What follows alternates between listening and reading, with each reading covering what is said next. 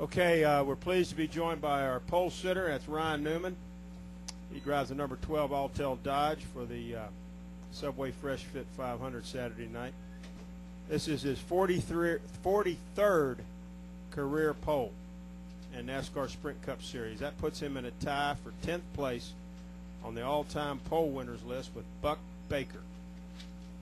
Okay, that's pretty good company right there. It's 8 straight years he's won at least one pole. And take us through your qualifying lap. I was really happy with the car in practice. Our last run was our best run and moved us to P1, but just in general, I thought it was a good lap. It was a bit conservative, but it was a good lap, and both laps were almost identical, I think within 0.004 of a second. So I think, like I said afterwards, it wasn't perfect, but it was good and obviously good enough. Questions for Ryan? We've got one right here, and then we'll filter our way to the back. Go ahead. Ryan, Mark Armillo here, the Republic. This isn't the first time you started from the pole here, but you're still looking to win. Maybe this is the year? Well, I think we got a good car. It's been a while since I felt a car this good around this racetrack, so I think that we've gotten off on the right foot for sure the entire weekend here, well, at least just on Friday. And man, you just never know. I've said that before, but you just got to go out and do your thing, and I feel like we're very competitive. We've learned some things about this car, especially at these type of short tracks, and hopefully they'll pay off Saturday night. Ryan, Tom Jensen, SpeedTV.com. Congratulations. Do you have any reason to know why you are so much better than your teammates? I mean, you're driving the same cars, and you were light years ahead of where they were speed-wise. I'm not real sure.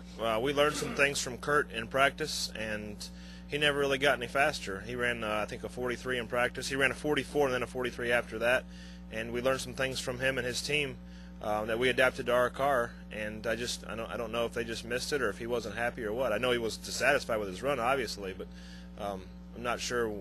I mean, it seemed like everybody was picking up at least 2/10, and he ran the exact same speed. So I got to find that out from him.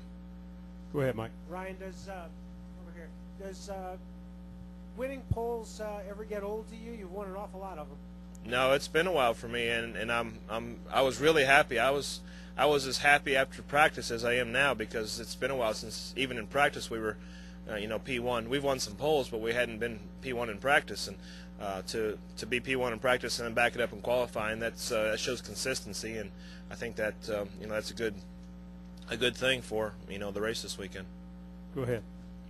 Jim Undershot, Observer. Ryan, you touched on this just a minute ago, but considering the penalty this week, good start to a weekend, starting up front on a track that you like to compete at. Yeah, I mean you never make up points that you lost, but you can make the effort, obviously, to put yourself in a position so those points didn't matter. And obviously we're trying to do that, and we've tried to do that since the beginning of the season. And obviously we got caught off guard there at the end of the race last week, but we'll fight through it and battle through it, and learn. Like I said, we learned from our mistake. That's behind us, but more importantly, we can think positive and move forward. Got another question? Mike, you have one? Mike's got one, and then Claire up here. Mike Hembry, NASCAR St. Ryan. What do you know about Buck Baker? He once said he cared almost nothing about the competition. He just liked to go fast. Sounds like Ricky Bobby. Yeah, there you go. second version, yeah. Can you relate to that feeling at all? I mean, he talked quite a bit about that he didn't care about racing with guys on the track. It was just a speed thing to him. Well, I mean, that's our goal, is to go fast, and maybe hypothetically you don't care about the competition. You just want to be as fast as you possibly can, and if you beat everybody else, then you were faster. I mean, it might be a play on words. I don't know his context of saying that, but yeah, obviously if you're the fastest car, then you have the best chance of winning, with the exception of all the other things that could happen to you. But I know just a little bit about Buck Baker just in talking with Buddy and telling stories and things like that. And Buddy's stories, you can only believe half of them. The other half he's made up over time. So it's an honor to be in the position that I am, both in qualifying and in my racing career, to be in the top 10 or tied for top 10, and that's something that's special to me. Go ahead, Claire. Claire BXM.